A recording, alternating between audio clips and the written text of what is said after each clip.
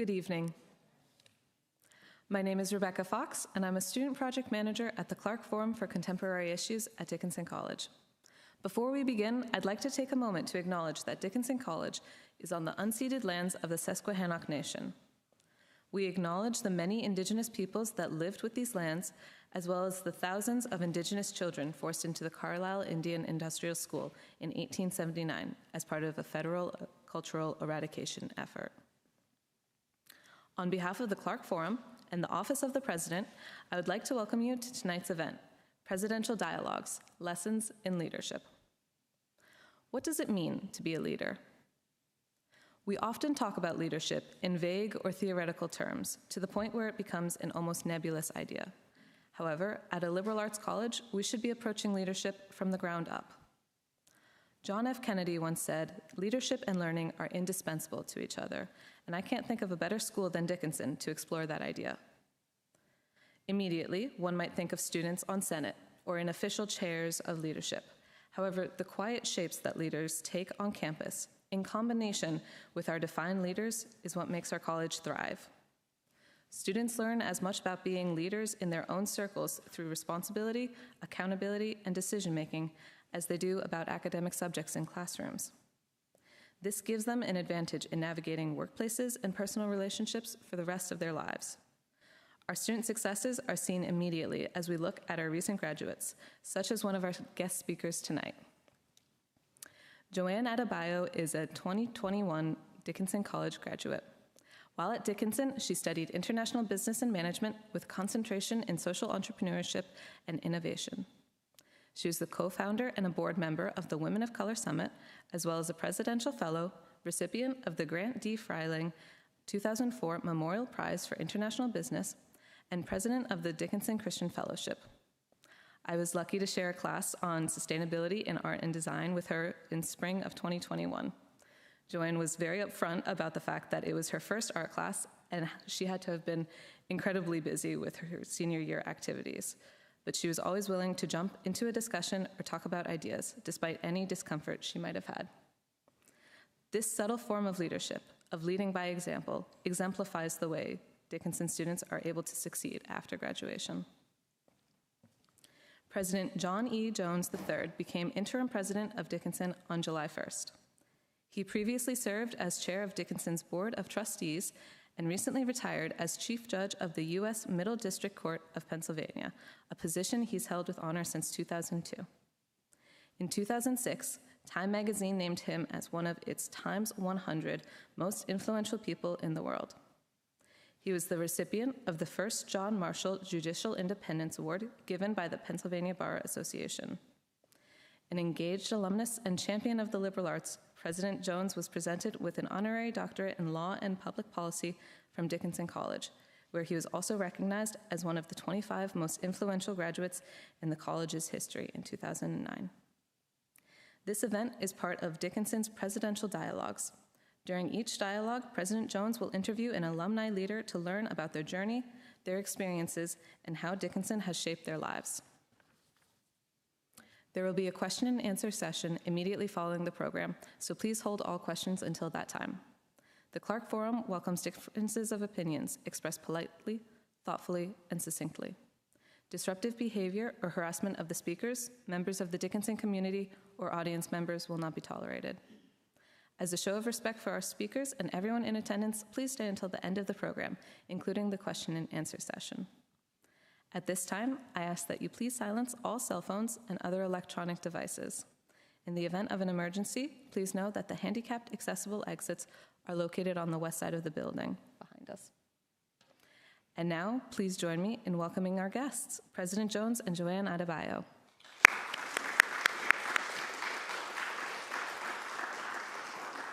Thank you. Thank you for that wonderful introduction. It's a great pleasure to be with you tonight. I participated in a number of Clarke Forum events over the years as a member of the board and as chair of the board, but this is my first Clarke Forum event participating as interim president of the college. So I'm really honored to be here, and I can't think of anybody better to share the stage with than my good friend Joanne, who is our newest young alumni trustee here at Dickinson College. We're going to talk more about that.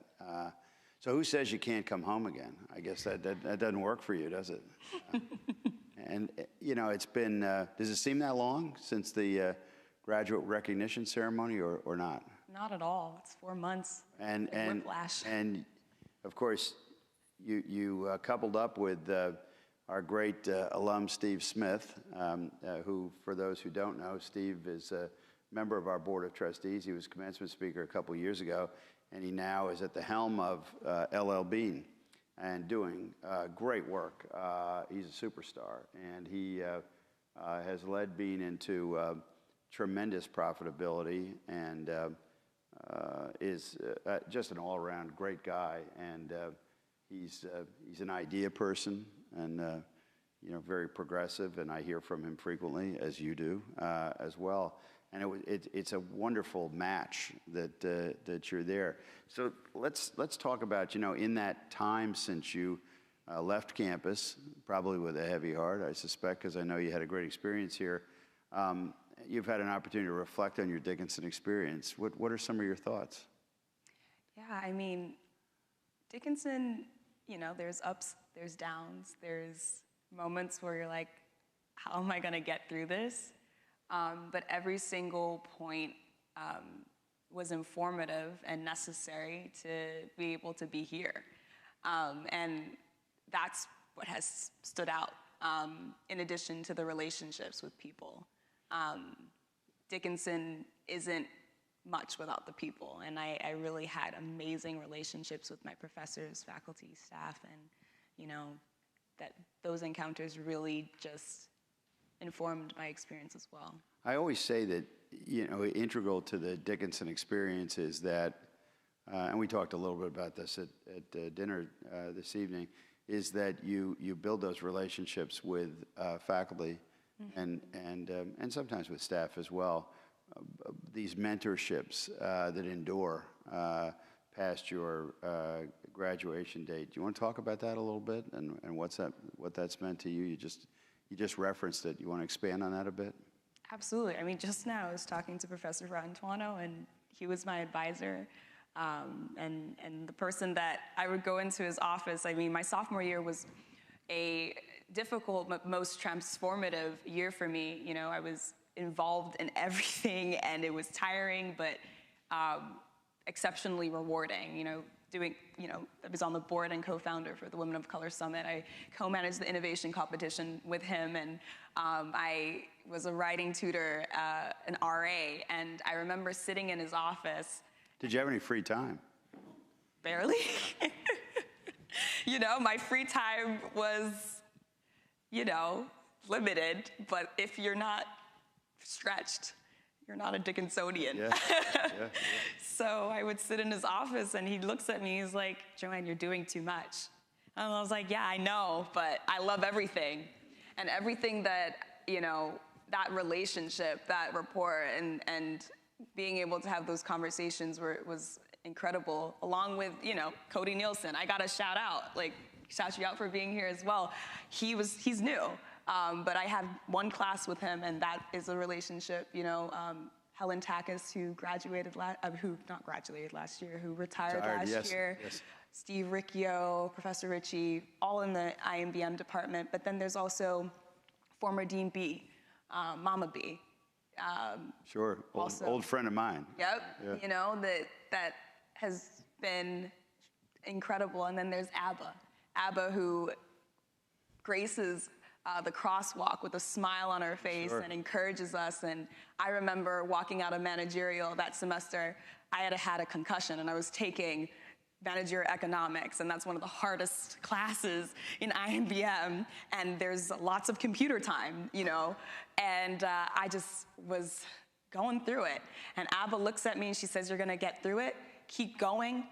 And those are the encounters that make the experience. Yeah, that's part of the sort of quintessential Dickinson experience. And I know, you know, some of your experiences in Rwanda were central. Right. I want to get to that in just a moment, but you know, for those who don't know, who are here, and for those who are watching the the live stream. Tell us a little bit. You've had an interesting life's journey. You want to talk about that a little bit? Like growing up? Yeah. Well, yeah. And it's very interesting to me. Talk about that a little bit. Yeah, I can't remember. My mom and dad will probably correct me on this, whether it was 8 weeks old or 18 months old. But I was born in San Jose, California, but we moved to Australia because my dad, had a job at Johnson & Johnson, and I was there for the first 5 years of my life, and then I moved to China. My dad thought it was going to be an easier transition to, go to Australia and adjust to the culture, and then go to China because he oversaw the Asia Pacific region, that first 7 years of my life living internationally was so transformative, and the basis of being able to connect with people and adapt and not be, it was hard, moving all the time. You'd be like, Dad, we're moving again. It was hard. But I think it really shaped my ability to appreciate what's right in front of me and be adaptive and flexible.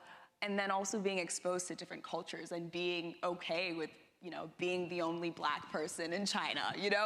I remember an experience where we went to the market, and they would either mistake my dad for Michael Jordan, and he's not that tall. There was that side of things, right? But he went with it. He was signing signatures and everything. Love you, Dad. So he played the part. He played the part. Went to Shenyang Market, and I must have been, 5 or 6 years old, and I remember seeing a mom with her child right next to her, and clearly experiencing poverty, and we had just gotten out of the KFC. By the way, KFC in China, really good. And he was carrying this bag, and I saw this woman pushed her child towards my father, signaling an exchange for the food. And seeing that as a young person and realizing, oh, that type of poverty exists. And I remember my father just giving everything, away and explaining to us what that was. But I processing that and realizing, wow, just kind of this, and it's those experiences that give you perspective. What drew you to Dickinson? How did you get here? Yeah, I heard about Dickinson actually because I went to Princeton High School in Princeton, New Jersey, and an alumna, Chelsea Mia, I think she must have been class of 18. She had went, and that's how I heard. And then eventually I was doing research, and I remembered the name, and I was really interested in social entrepreneurship and pursuing a career in social impact. And I saw that there was a concentration. Well, at the time, I thought it was major. I thought I could major in social entrepreneurship. And then when I visited campus, I realized it was a concentration. And from there, I was talking to an admissions counselor, and I was asking tough questions because at that time in high school, I was, in social justice work and creating a racial literacy course, and was very sensitive and aware of what was going on and the necessity for education on that front. And I asked about that dynamic when it comes to how Dickinson is in handling those issues. And she told me, we have our faults. It isn't great, but what I love about this college is that the students are at the forefront of handling and pushing the boundaries. And that, to me, spoke volumes because she answered honestly. I'd been to so many college tours, and they try to feed you all the greatness, but I was looking for the real, and had an incredible amount of respect for that response. And it was the situation of heart being knowing that I wanted to be here, that I needed to be here, but my head was like, no, don't do it again. mainly because I really wanted to be in the city where there was more diversity of people. And I went to Princeton High School. That was majority white high school. But my heart was here. And I knew once I accepted that, you know, this is where I needed to be. And yeah, lots of confirmation along the way.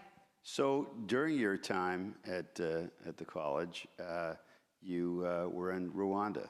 Yeah. And I know that is really central, one of the central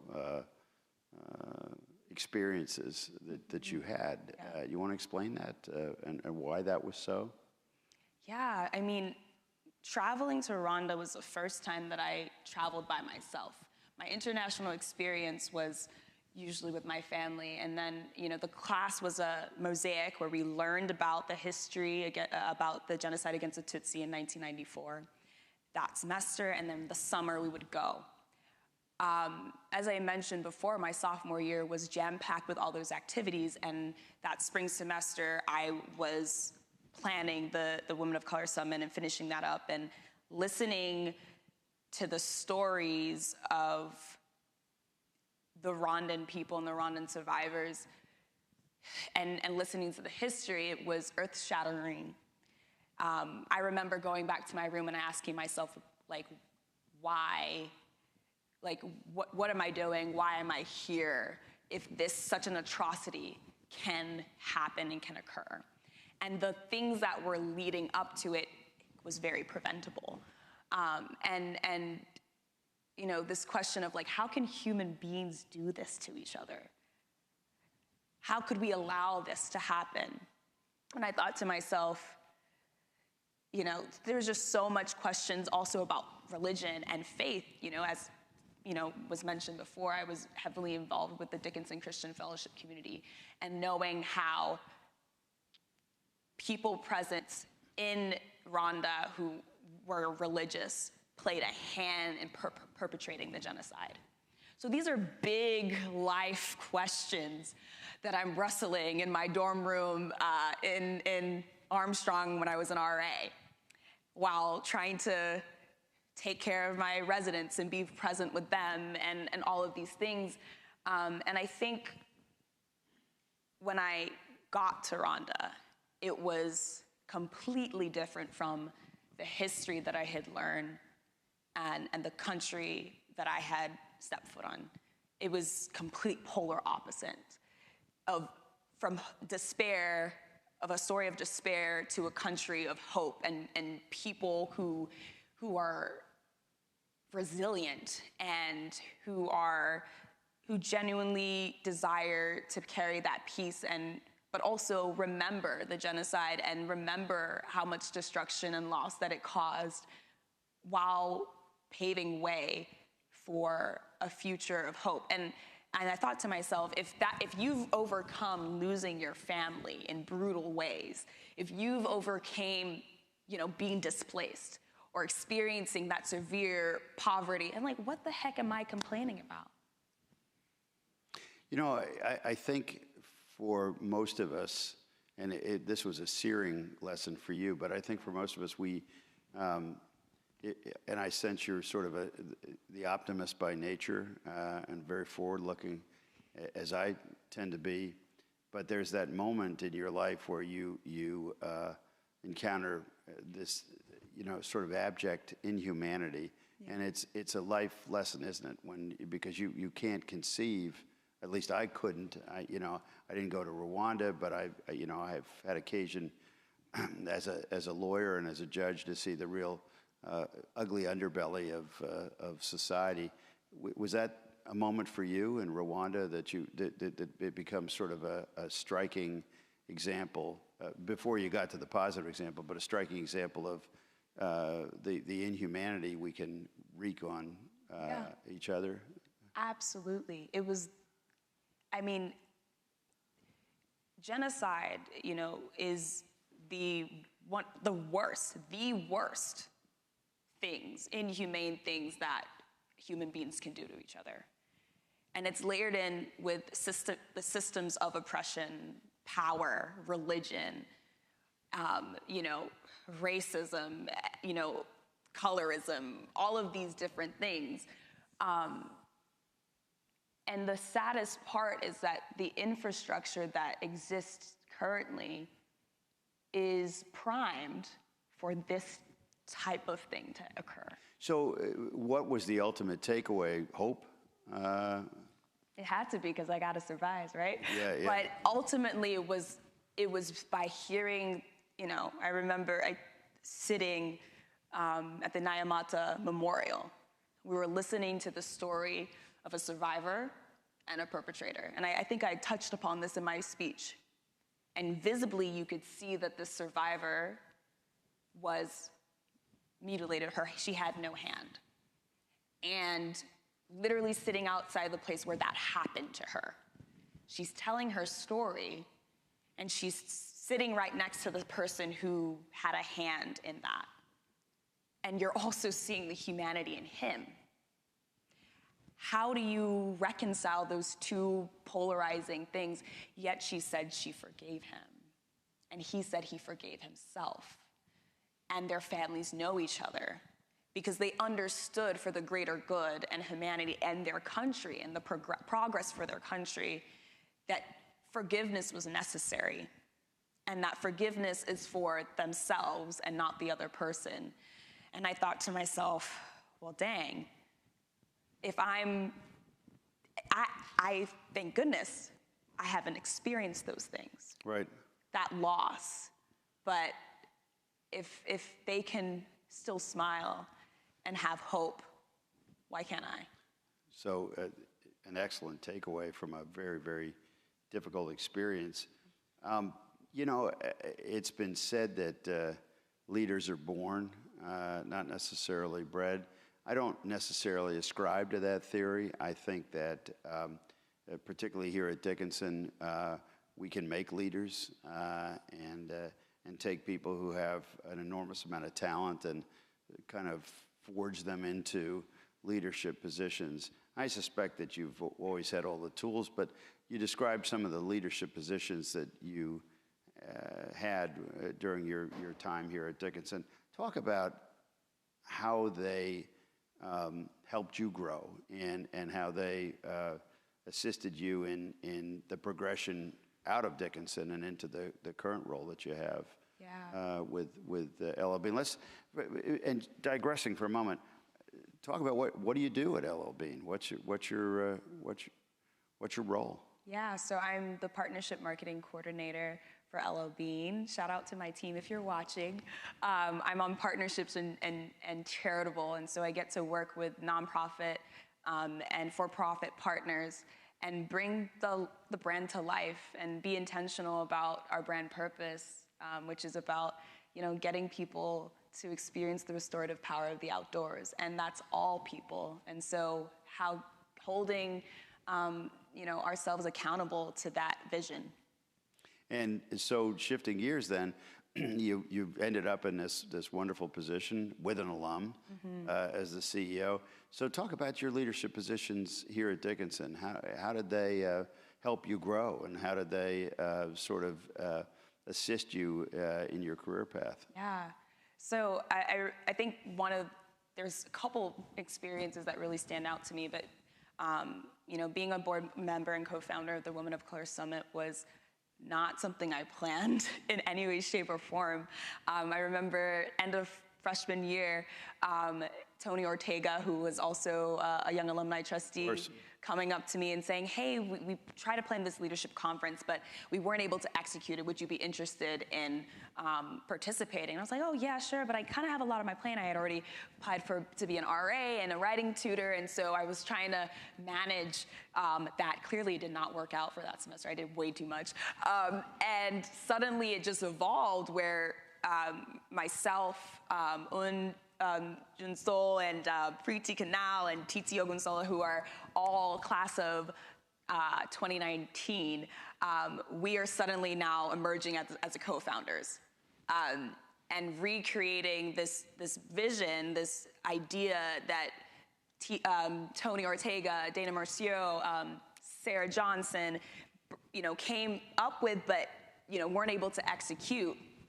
And I think it was midway through, I realized, because I was the event planning coordinator, I realized, oh wait, I'm planning the entire event. Yes, there's a marketing team, yes, there's a liaison team, but I put the pieces together, and I was a sophomore, and 3 of the members were seniors. I was on a team leading seniors, which is insane. And I look back and I'm like, how did I even get here? How did this happen? But I think being in that position really allowed me to know what I was capable of. And advocating for our vision, advocating that this event was needed, and that we, the students, specifically the women of color on this campus, needed it. I mean, it was on the 100th anniversary that Esther Popel Shaw, the first Black woman and woman of color, graduated from Dickinson. Her, I can't recall the specifics, but I'm pretty sure her daughter wasn't even able to live on campus. So this legacy of, are we truly accepted? Are we truly able to be here in our full selves was something that we had almost weirdly enough took on, and that legacy, not knowing, and being able to plan an event that brought out 200 people, alumni, faculty, staff, and students, and to do that working together of a diverse group of women of color who had different experiences and backgrounds and working together, it was amazing. And it's not easy to step into a role like that, and it's certainly not easy as an underclassman supervising seniors. There is a hierarchical system that exists in college, and I get that. They were great, and they were for it. Yeah, well, which is terrific. You, of course, as we stated in the introductions, and I reference, you're our Young Alumni Trustee, recently named, and I had the great good fortune to participate in your selection, and of course you were marvelous in the as we auditioned the really terrific candidates that we had. And for those who don't necessarily know about Young Alumni Trustee, and particularly for those who are watching this via the streaming service, the board created about 10 years ago a position for a newly graduated individual during their time as a senior, and we solicited the senior class for prospective individuals willing to serve. I was delighted that this past weekend we had Laura Colony, who was our first Young Alumni Trustee back in 2011, back here to help with our duties, and particularly to help Hood Lisa Sherman, who was was an alum and a board member, and of course was our commencement speaker. And we've sequentially had Young Alumni Trustees since then. They serve a limited term, but sometimes in the case of a Young Alumni Trustee like Laura, they come back and they serve as full term trustees. Why were you interested in that? What was alluring to you about the Young Alumni Trustee position? I think going through, Dickinson as a student, and often seeing sometimes, the gaps of communication and understanding of what's actually going on, and this disconnect between how things impact the everyday student. In various scenarios, I thought to myself, the breadth of experiences and leadership opportunities that I've had, the connections and relationships that I've had with, faculty and staff and students, both above and under, in other underclasses, other underclassmen, I just felt that I had the pulse of what was going on, and I desired to. It just felt like a natural progression almost in everything that I was able to do here, and I really, really desire to be that mouthpiece of the college, of the students. And that of course came through in legions during your interview, and unfortunately it had to be by Zoom, but you projected right through the screen. We could understand the passion that you would bring, and we're certainly glad. Of course, I've moved on to a different role from the trustees, but we're certainly glad that we selected you. What do you hope to do? You have a couple years to sort of flex your trustee muscles and make an impact, as your predecessors have. You named Tony, for example, Ortega, who was a wonderful young alumni trustee. I mentioned Laura. There are many others. What's your passion? What do you hope to accomplish on the board? Great question. I mean, fundamentally, being in tune with the students is my priority. So I'll say this now, when I'm back on campus, I need hellos, I need you all come to me, like that's what I desire. I need to know what's happening, because when we're having those conversations, my priority and my responsibility is to share that. I think it's so easy, and I know it's a complex, and I'm learning slowly. I'm slowly getting, an understanding of the complexities of being a trustee, and the multiple dynamics that you have to navigate. But it's easy to forget the impact on the everyday student. Well, yeah, and I think that's directly in line. It's wonderful that you're saying that, because it's directly in line with what the board envisioned the young alumni trustee to be, which is not to be someone who would shy away from speaking up, and I have a very strong feeling you won't, knowing you as I do, and also to be a direct connection to the student body in a good way. Yeah. You're not the student senate president. You're a young alumni trustee. I have always felt that no matter how tuned in board members think that they are, that's a foolish assumption. There's a lot that board members need to know, and a lot the president needs to know about what goes on campus, and that you are the sort of more direct link.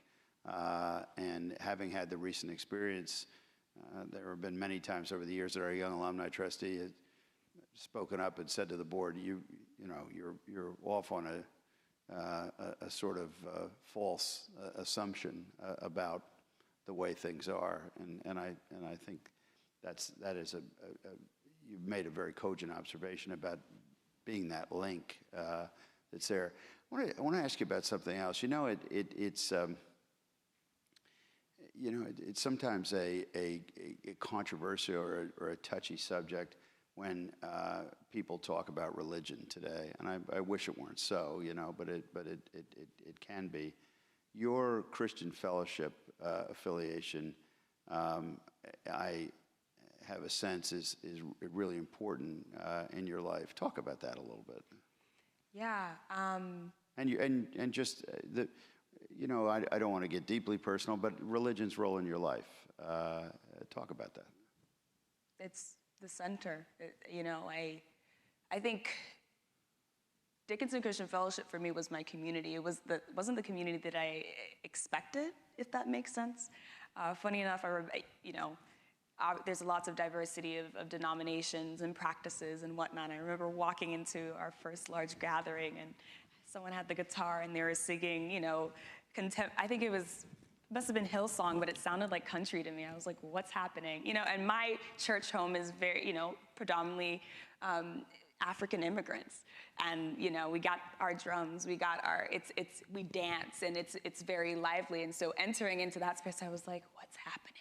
There's a lot of white people here, and I was like, how, But that was my community and still is my community. And really learning that that judgment of your expectation of who you're going to connect with, it should go out the window, because it's ultimately how people treat you and how they make you feel. And so Dickinson Christian Fellowship was a huge part of the center of surviving and navigating. And then when it comes to my personal relationship, and keyword relationship, because oftentimes you can do things and it becomes monotonous, but it doesn't have any meaning, and it doesn't shape your actions or hold you accountable.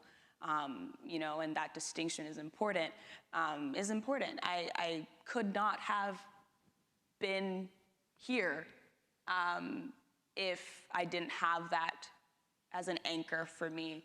And I also think the very fact that I am here 4 months after graduating college with posters around the school with my face on it, like that just is strange, but also it's planned for a purpose. That's what I believe. And I know that all of these alignments, you know, for me, that's God. That's God for me. Wonderful answer. So before we open up for some questions, here's the last one for you. So now you're the Young Alumni Trustee. You're a graduate. You've got a great job with L.L.Bean. And you find yourself in ATS on stage with the interim president, which gets you nowhere, by the way. It's not that big a deal. But what do you want to tell me? What do you want to? What can we do better at Dickinson? And I'm gonna put you on the spot. I told you I might go here, so it's not. Yeah, I thought my reaction in Zoom told you, like, avoid. You know? Yeah. Well, that's exactly why I'm asking the question. You know. Oh, Cody, he asked. That's a loaded question. Transparency. I can take it. I'm all right. I think as a student, what was always frustrating for me is not knowing what the heck is going on, or this disconnection between, you know, obviously colleges are bureaucratical and there's a hierarchy, and they'll be like, oh, go talk to this person, go talk to this person. I'm just like, dude, just tell me what's happening. Like, you know, and it was frustrating. And I think, you know, it's important to build a culture of, you know, the assumption of goodwill, if that makes sense. If I treat a student with you know, if I give that level of transparency, the hope is that for that student to know, wow, you are telling me this and being straight with me, and that's a responsibility. And hoping that would, you know, be a culture, a standard, and an opportunity given to the student population and body to rise to the occasion. I think transparency and communication, I think, you know, a lot of the times when it comes to students of color coming to campus, it's like, okay, we get here, you got us here. But where's the support system? Where's people that who get it? Mm. That's why Ava was so pivotal in my experience, you know? No. So noted. She didn't have, you know, Ava is beloved. She's our, you know, she crosses and walks people, but also pours life and encourages us. But she's in touch with the pulse of the students that is undervalued. And she saves lives. I'm going to want to have you talk to our board a little bit more because I think that would be really instructive. That was really eloquently stated, and there's a lesson there, you know, for us as we move forward. It wasn't that hard, was it? There's more, but we'll talk later. Go ahead. No, finish, finish, please. But no, and you know, I think it's, I think it's just important because, especially when it also comes with mental and emotional health, I feel for the current student body here, navigating a pandemic, coming back here. I was chatting with the presidential scholars this afternoon, and the worry is not so much about like trying to get your work together, it's adjusting socially and putting on actual clothes to go somewhere. And I'm sure that anxiety and depression and not so great coping mechanisms have increased significantly. Where is the support for that? Where's that, oh, I'm concerned about you, let's talk this through, or opportunities and resources that allow students to just be for a moment and be present in what they're navigating through emotionally. What stood out to me during my semester, my remote semester, I took an acting class for the first time, and my theater and dance professor, she would always start the class asking and checking in on how we were doing. And so there's this exercise of, if you were an iPhone battery level, what would you be? And I think it was so powerful to come into class and have that check-in, because it reminded me that, okay, yes, I might be, you never know what people are navigating behind that screen, that little box, right? They could have just, got off of work, and then now they're coming in because they have to work at home because they have to provide for their siblings, right? Or their parent is sick with COVID. And that moment of gauging how we were allowed us to check in, be present, name what we're going through. And she would always ask, name what you need. Someone would be like, I didn't eat breakfast today, or I didn't eat lunch, so I'm gonna be eating in class. And it normalized this, it's okay to be human, and we're here and we're doing this collectively, and then we would begin the lessons, and we would be productive. Yeah, and it gets to unreasonable expectations, doesn't it? And to sort of keep the stiff upper lip when you can't. And I read a news article the other day about how COVID has caused us to become sort of hair triggers, that we're all on edge, and people who don't normally argue and fight, and they don't know why, other than this anxiety, this overhang of 18 months, and we don't support each other, and I'm sure that we need to do better. That's a great answer. I didn't mean to cut you off in the middle of the answer, but it's terrific. Wise words, and very instructive and helpful to me. Questions? I think we've got microphones here that are ready. Anybody have any questions? Can people hear me? Yeah, okay. Thank you so much, President Jones. It's now time for the question and answer session. Because this event is being recorded, please raise your hand and wait for a microphone to reach you before asking your question. We reserve the first questions for students, and then we will open it up to the rest of the audience. So we will now take the first question. We've said it all, obviously. There's a question right there.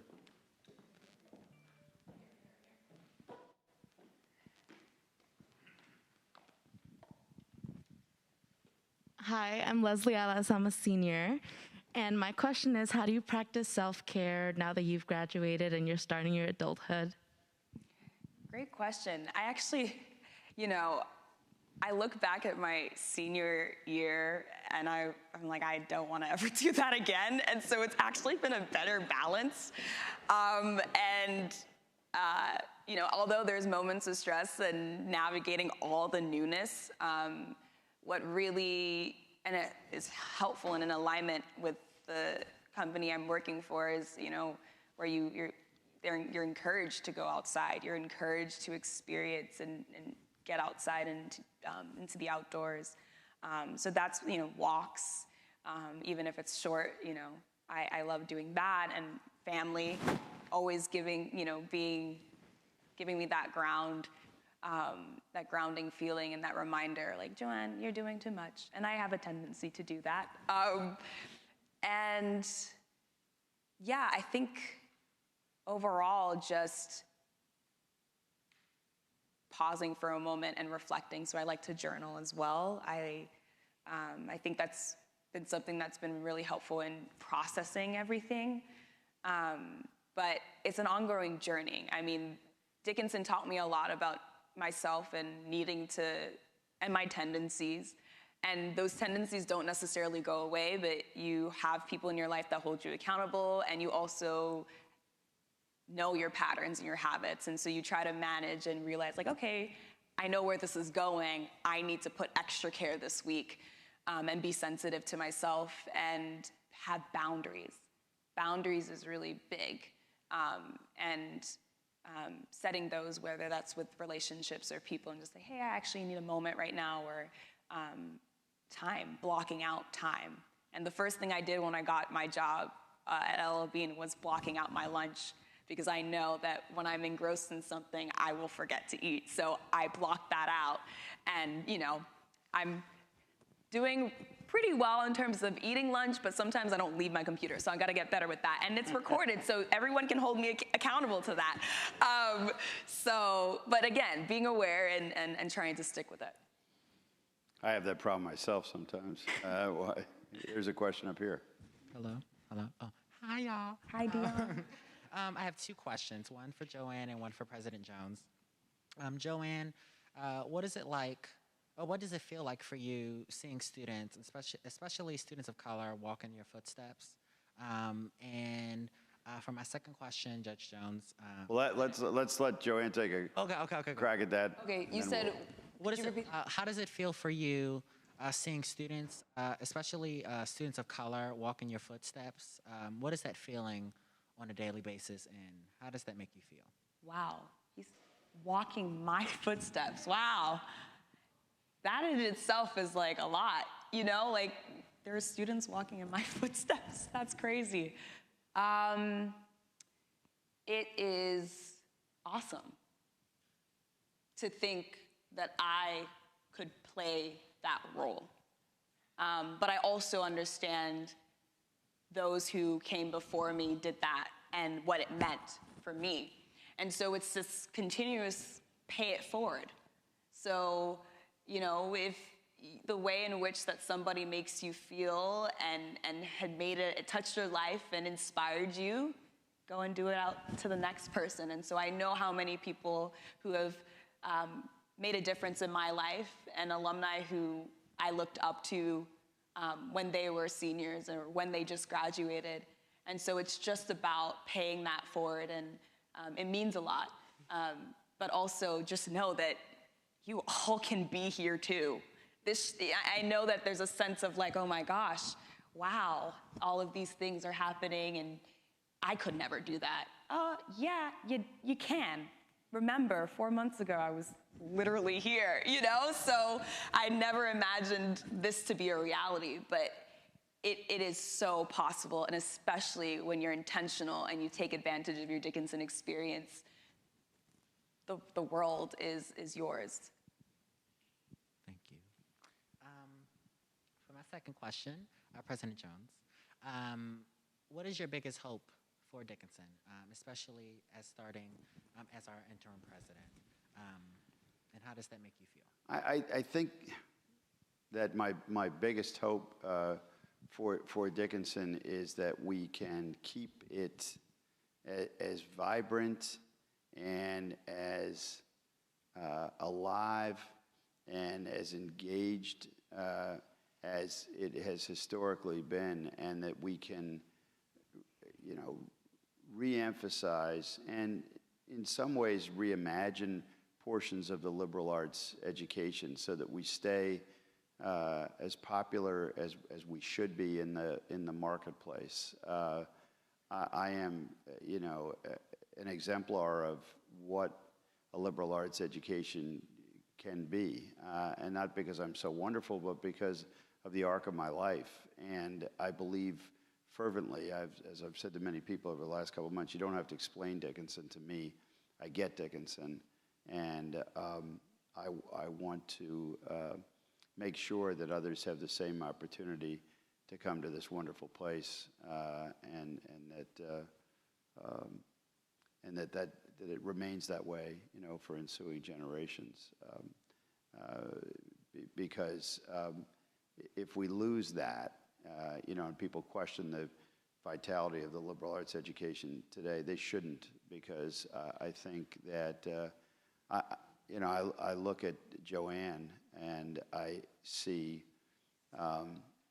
you know, all that's good about a liberal arts education based on the experience that she had here, and we should never lose that. And so that's a little bit of a mixed answer, but best I can do. Other questions? There's one. Hi, I would first like to thank you both for a very insightful and inspiring conversation. Joanne, you mentioned that you held very prominent leadership positions as an underclassman. I would like to ask if you have any advice for young Dickinsonians exploring their role on campus as a student leader. Yeah, set boundaries.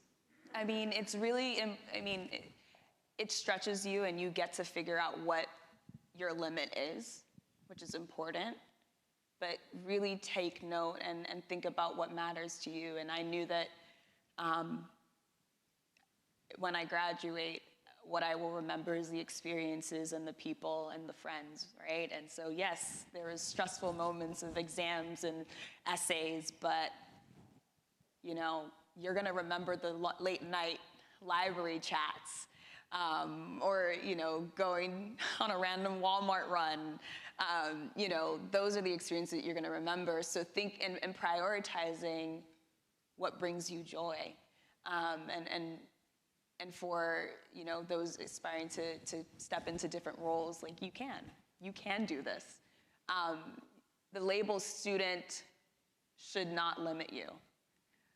Because I found myself in doing things that most people are actually hired to do for volunteer, and while managing homework and social lives, like did that too. So at that point, you know, you can do anything. So set boundaries, check your battery level, you know, do things that are gonna allow you to recharge and bring you life and joy, because that's what you're gonna remember.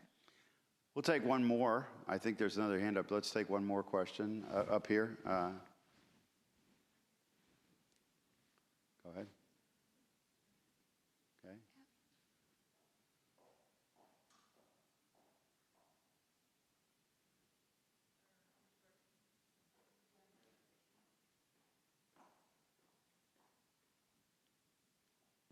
I second the thanks on a wonderful event. This is a pragmatic question, and it is, Joanne, you earlier suggested that your aspiration is to be a spokesperson for students. And so I'm simply asking, do you think that the students are aware of the channel of communication to you so you can play that role, or is there any way to assist you by better signaling or letting students be aware of the role you might play? Yeah, I mean, I haven't thought much in depth about that, but I kind of been giving people my number, which is probably not to my advice to you about boundaries. That's probably not that great. As I said, I'm a work in progress and I have tendencies, but I could definitely probably work with the president's office on figuring out how to be really intentional with whenever I am on campus, who can I speak to, and then giving out my email, right? Boundary setting, I'm learning here. Yeah, and being intentional about that, because that does matter. I'm still learning the capacity of the Young Alumni Trustee role, and I know that from my understanding, it's a lot of bird's eye view of the, you know, higher educational industry, and there's so much layers to that, but you know, anytime that there is opportunity, I want to bring that insight forward. So thank you all for attending tonight. I don't know about all of you and those who are watching the live streaming. Does anybody here see a potential future political leader? I certainly do. Look, I know you're in the private sector, but there may be a time that you want to change careers and give back another way. We certainly could use people like you, Joanne. It's a learning experience always when I'm with you, and I thank you for that so much. And thanks for doing this tonight. Thanks all. Thank you all for coming.